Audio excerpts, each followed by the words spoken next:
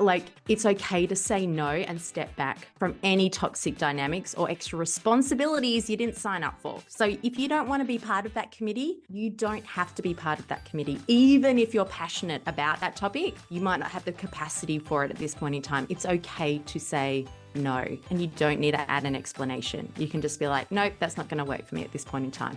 That's it. Yeah, it's uncomfortable at first, but setting healthy boundaries and saying no, it takes practice.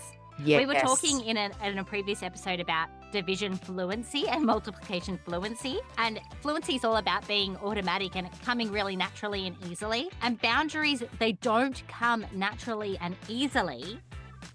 Welcome to Rainbow Skies for Teachers, the go-to show dedicated to teachers who want to make a big difference in education. Whether you're in your first few years or well into your teaching career, we are here to inspire, support, and empower you with bite-sized tips, simple strategies, and the motivation to lead an education revolution, one classroom at a time.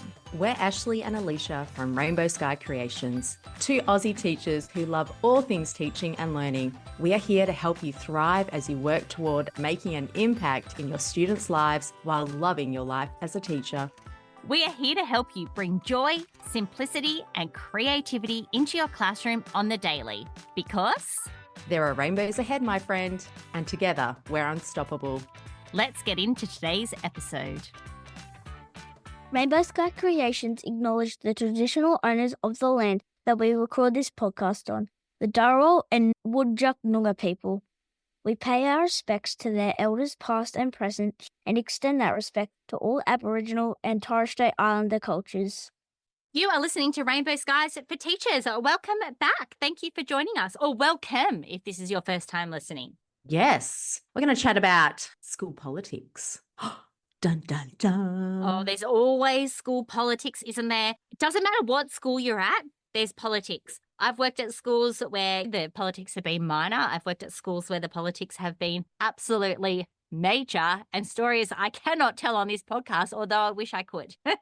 So we had a lovely listener reach out and said, look, I need some help dealing with school politics. So we are here to give you some advice without losing your mind, because you can sometimes feel like you are, but you're not, we promise. Yeah, you can. And there's ways of dealing with school politics so that it doesn't take over, because I think sometimes that's the thing about working in a system and working with lots of other people, that it can take up that real estate in your brain that you really don't need it to. So we're going to talk about some different ways that we can approach it, things that have helped for us over the years, and hopefully they help you too. Now, this listener actually asked this question inside our Facebook group. And if you didn't know, we've got a Facebook group for the podcast. It's called Rainbow Skies for Teachers on Facebook. We'll put the link to that group in the show notes if you want to come and join us there. Yeah, ask us the question. Yeah, or suggest topics for the podcast. We're always open to creating episodes that you guys want to listen to or things that you want to know about. Absolutely. So let's dive in to number one. Let's do it. When dealing with school politics, stay student focused. Always come back to your why. And why did we become a teacher? Why am I at this school? It's for the kids. It's about the kids. So when dramas or politics arise, ask yourself, is this helping my students? Is this helping me be the best teacher I can be for the students in my classroom? Yeah, I think that this is really important, just to stay student focused. I think it's just realigning what's important to you. We actually say the same sort of thing when it comes to your to-do list. Teachers always have that never-ending to-do list. There's always a million things on there. One of the ways to find out what's most important is this going to help my students move forward? Is this going to be something to support the students? And if the answer is yes, it probably needs to stay on the to-do list. So same sort of thing. Stay focused on why you're there and what's important, which is teaching those precious kids in your class. Now, advice number 2 can be applied to any part of your life. Pick your battles. Not every hill is worth dying on. I feel like I say this all the time. We probably said it on the podcast a million times before too. Not everything is equally as important. Sometimes things can really hit us at not a good time. We're not feeling ourselves. Alicia's always talking about our different phases in our cycle. And if that's like too much information for you, I'm very sorry. But all of these things are true. We all come to school with different headspaces. You might be a mother at home and it was so hard to get out of the car, get out of the house that morning. You might be caring for elderly parents. Maybe you're living on your own and you had no breakfast and you're hopeless without food. And then something comes up and it just it gets to you, it eats away at you. But it's important to pick your battles and learn when to let go. Yeah. When to speak up and when to let go. Yes. And I definitely find that when you're in situations and you have that little person on the side of your shoulder who's, do you really need to respond to this? And you can even think of pick your battles when it involves school politics. Number 3, this could be a tricky one for some and super easy for others. Yes. Avoid gossiping and venting, especially in the wrong places. Teachers' lounges or staff rooms or group chats, they can be a minefield. Yeah. Think of the internet, right? Where you tell kids for cyber safety. If you don't want the whole world knowing about this, or if you don't want this out in the ether forever and ever, the same rule applies for anything that you might be putting in a group chat or putting in a group email or hitting reply all and sending it to everyone by accident. So really avoid the gossip. It can be tricky at times, but have a think, is this helpful to me? Is this helpful to the person? If this person heard this, would it be helpful for them? If it is going to be helpful, then go have a chat to them.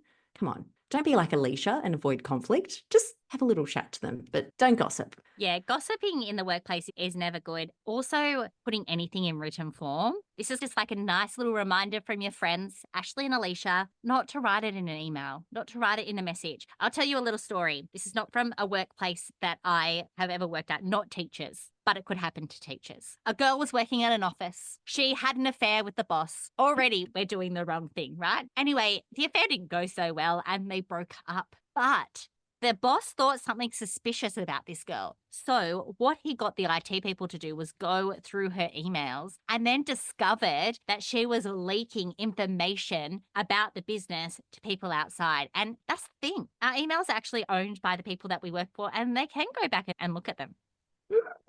Oh my gosh. Needless to say, she was let go, but the tale lives on. The boss is now fine, happily married, and this girl is too. She made a mistake.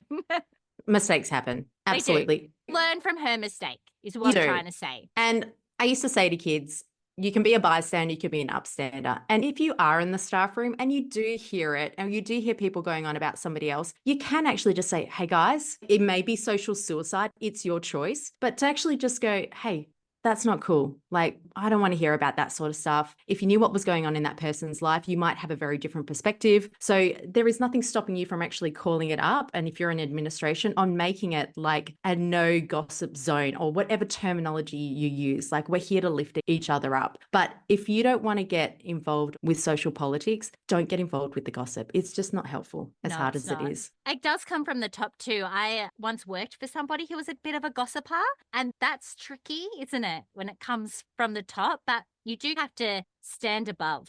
I'm going to say go with it, babes. It can be a rainbow sky terminology. It is now anyway. Okay. Next up, what's the next strategy you can use? This is a goodie. It's probably what I like to sit on. Be neutral, be Switzerland, neutral ground. Avoid taking sides when there's division among staff. I have a dear friend who's very good at looking at things from both perspectives and will be like, okay, so this is how you're feeling. And I know you want me to back you up here, but as well, come on, let's look at it from the other person's perspective. And it can be really refreshing to have that conversation. It gets you out of your egocentric space of, oh, it's all about me. But hang on a second. There's another side to this. And have I looked at that? And always, if you're being Switzerland, it's so much easier to stay professional and courteous to everyone. And it's just along the lines of you're just on that even ground. And if you've got those people who do love to gossip and vent, you can just listen. And you might go, okay, that's a really interesting point of view. Okay, obviously you feel strongly about that. Thanks for sharing. Or perhaps maybe you should go have a chat to that person. You're not getting involved in it. You have a think about that. I'm not going to continue feeding it. No, that's right. As gossip arises, the more energy and time you give it, the more you're feeding it and the bigger beast it comes. Teachers are really already very good at being Switzerland because in the classroom, we are like this with our students. There's not always going to be every student that you can connect with. There's going to be some that you absolutely love and adore, and there's going to be others that sometimes you find quite tricky. So use that teacher hat with your colleagues as well. But there's always something great about everyone. And I think the more you are Switzerland and the more you get to know everyone, even that really annoying person or that person that, interrupts in a staff meeting, there's always something good that you can find in everyone. So I think being a neutral ground is a great place to be. At the end of the day, it is your workplace. Yeah, look, accept the quirks. Life comes with quirks. Just run with it. People's Yeah. quirks. That's what makes it exciting, right? Yeah, life would be boring otherwise. That's why we became teachers. A billion personalities in one room. Ooh, fun. I know, it definitely keeps you on your toes, doesn't it? Okay, the next one is all about understanding power dynamics in a school. So know who's connected to who. Understand how decisions are made and how influence works in your particular school. Yeah, someone holds more power than Yes. somebody else. Yes, I've worked in schools where the secretary holds a lot of power. That's not someone to go and vent all of your woes to or complain to. It might be someone on the leadership team. Or perhaps, I don't know, there's people who work at schools where their wife works at the same school as the husband and the husband's the principal. Mm-hmm. Yeah. And there's senior teachers who have been there for so long and they're buddies with someone else who has really high connections. You might be spending a lot of your energy on talking to the wrong person if you want to infiltrate change. Make sure you know the person to go talk to if there's something pressing that you need to address. So, yeah, know those power dynamics. They will help you a lot. They will. Now, if something is happening that's not professional or things are getting tricky, document everything if it's necessary. So keep records. We do that with the kids in our class, and it's important if you're in a situation in your school where things aren't quite right, it's important that you document these things down. It's helpful in the long run if you should need it. Absolutely. It helps with miscommunication and blame shifting, really. So if you've got and go, look, this is what happened. These are the facts. This is what happened. It's not like a journal entry where you're expressing how it made you feel, but it's, this is what happened on this day at this time. And like you said, Ash, we'd be doing the same for students in our classroom. If we're seeing there's a repeated pattern that's happening, we're documenting it to get evidence and to get data to analyze it and be like, this needs to be addressed or this needs to change. So that's a really important one to, I think, to have in your pocket. If there is something really arising at school that you need to address or you feel like it's not being addressed, that if you document it, then you can bring that forth to the right people. Definitely. And keep with the facts, as you said. That's really important. Number 7, focus on relationships and not alliances. Oh, I feel like it's Survivor chat right here. I know. We are lovers of the game Survivor. And we're not creating alliances like people do in Survivor. We're creating bridges. We're creating connections with our colleagues. So get to know people across different departments or different year levels. Connection is so powerful and we can learn so much from each other. Yes, like Ash was saying, the secretary could hold a lot of power. You're dealing with them on the daily. You're sending kids there. So get to know them. And that's why I think it's really important that you do at least a couple of times a week, spend time in the staff room. If you're able to have lunch there or even recess. At the last school I was at was really massive on birthdays. So every month for one recess, there would be communal food to celebrate the birthday babies of March or April. And I think schools can be really great at bringing people together, but it's also you've got to step out of your comfort zone. You might have found your really nice little group of year 3, year 4 teachers, but also get to know the early years, get to know the upper years, the specialists, because you're all in there together with the same purpose of that student focus. Yeah, for sure. All right. So next up is when there's some sort of miscommunication or something that does rub you the wrong way, like we spoke about at the beginning of the episode, ask questions before making any assumptions. Oh my gosh, I need this one. We know what happens when you assume, isn't it? Yes. It makes it... My husband says that to me at least once a week. So tell us why you need this in your life, Ash. I think that often it's just a miscommunication or often things are said or you assume or create the idea in your head that isn't actually what the purpose of the comment or the action or what you need to do is. It's important to clarify. It really is, especially as a teacher, because we're managing all of these kids Then we've got the politics of the school and the staff and your colleagues and everything. It's a lot for one person to handle. It actually honestly is, which is one of the reasons why a lot of people out there could not be teachers. You're being dealt with things being thrown at you all day for a full day. And I can see why you might get a little weak and then something comes your way and then all of a sudden you're like, oh my gosh, I cannot believe they want us to do A, B, and C. But sometimes it's about asking the question or asking for a little bit more information or feedback before you make the assumption that the principal is out to ruin your life. Absolutely.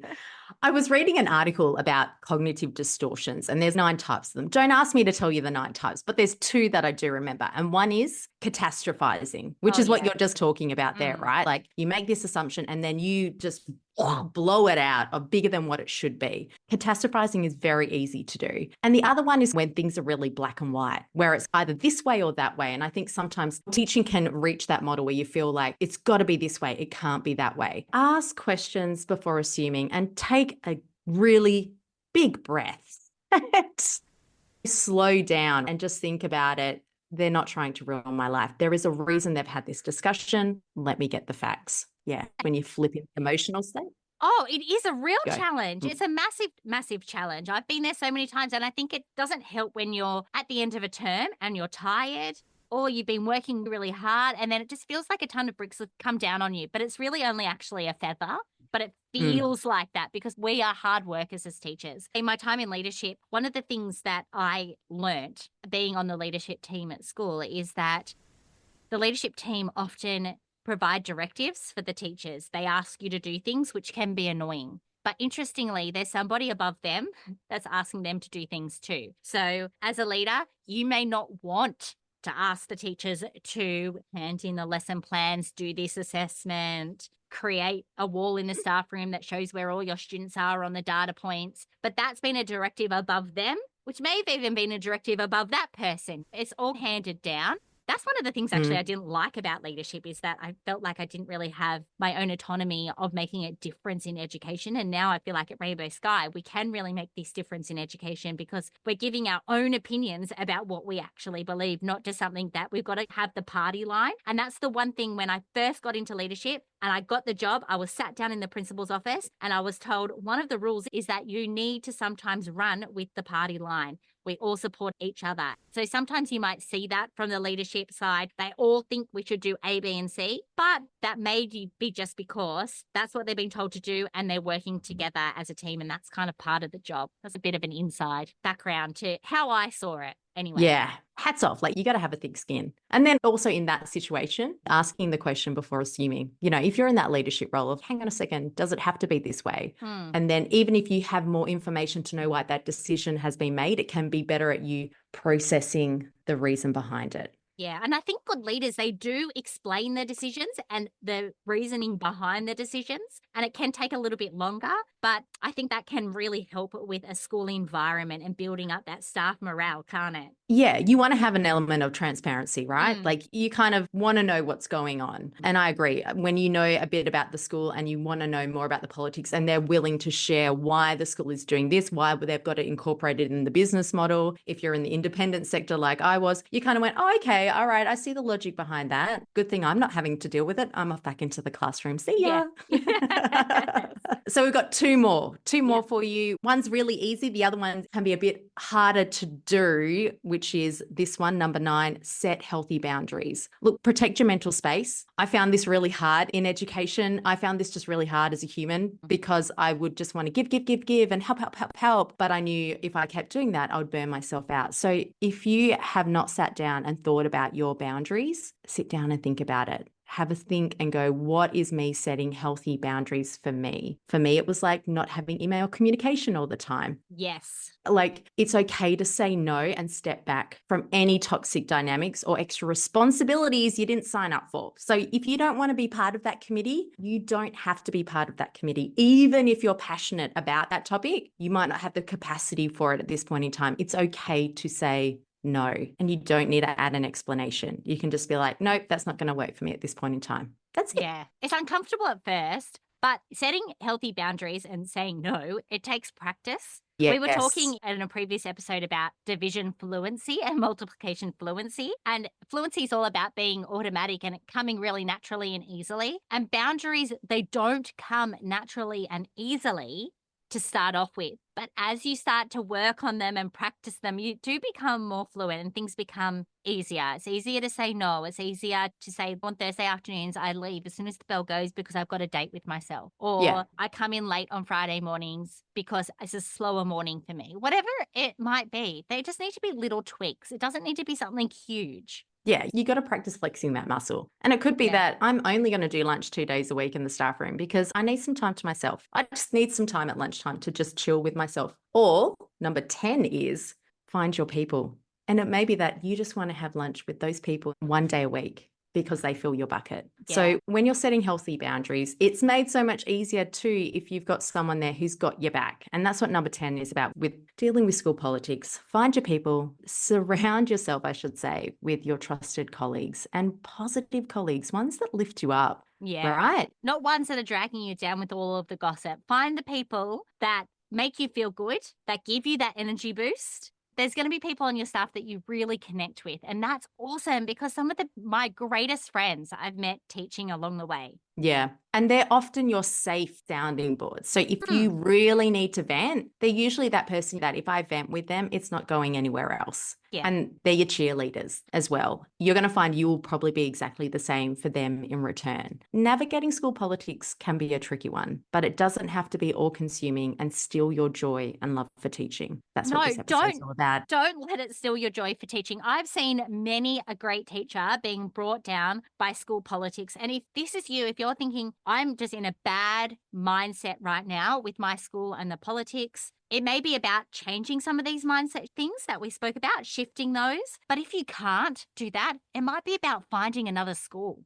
Yeah. You know, not every school is suited towards every single teacher. And sometimes you can work at a school and you're like, this is amazing. These people are my people. We're connected. Everything's flowing. Sometimes you can work at a school where it's not like that. And I've had experiences with both. And it's so much better for you, the students, the people in your life outside of school, when you're in a place where you're feeling aligned. Yeah, absolutely. I spent 1 year at a school and went, I have to get out of here. I think I got halfway through the year and went, this is not the right fit for me. And I met lovely people there, but I could have let the school politics bring me down and steal my joy for teaching. And I was like, I'm going to actually just have to be proactive here and go out and find another school that's a better fit. And thankfully I did. And it was a great school and it was a better fit. When you're dealing with school politics, you might need to just sit down, do some journaling, have a think to yourself, what's important to me? Who can I bring around me to support me? And is this hill worth dying on? Yes. And usually the answer is no. It is not worth dying on. I was going to say about setting healthy boundaries and finding your people. If you've got a friend that's a good friend at school, a colleague that you've become friends with, sometimes it's nice to help each other with setting these healthy boundaries. Something that Alicia and I will often do is if we feel like a boundary is being broken for the other person, we'll call it out. Alicia did it to me the other day. She said, we were recording a podcast on a Monday, which is not normally the day I work. And she said, this is impacting your non-work time. And I can see that it's leaking into that. And we need to set some more boundaries. And then we came up with a solution. And I wanted to do the best thing and the right thing for the business. And Alicia did too, but she knew that the best thing for me was to make sure that my boundaries were held in place. So she supported me with that. And I think that's a really good way to look at those friendships that you find. We also did an episode 75 with Jennifer, and she talks about some really great way for setting boundaries. Absolutely. So if you need a little pep talk and some guidance on how to get started, and it's never too late. Come on, like I am in my 40s here and I'm still working on setting boundaries because like life, it changes. And what might be happening at your school right now, it's going to change and it's going to evolve and new people are going to come into leadership and new people are going to be coming into the classroom next door to you. And that brings its own dynamics. So these 10 tips we've given you are really solid foundations that you can apply to like really any part of your life, whether it's family politics or relationship politics, whatever it might be. So we just want to let you know that you've got this. If you're going through something like this at the moment, have a listen back to this episode, write down a few little notes, and you got this. You totally have got this, and you've got the power to change if that's what it comes down to as well. Absolutely. Without further ado, we'll quickly recap. Number 1, stay student focused. 2, pick your battles. Avoid gossip and venting in the wrong spaces. Be Switzerland, neutral ground. Number 5, understand power dynamics. Number 6, if it's getting to something quite serious that you feel needs addressing, document everything, stating the facts. That's it. Number 7, focus on relationships, not alliances. Ask questions before assuming. Can be tricky at times. Ashley.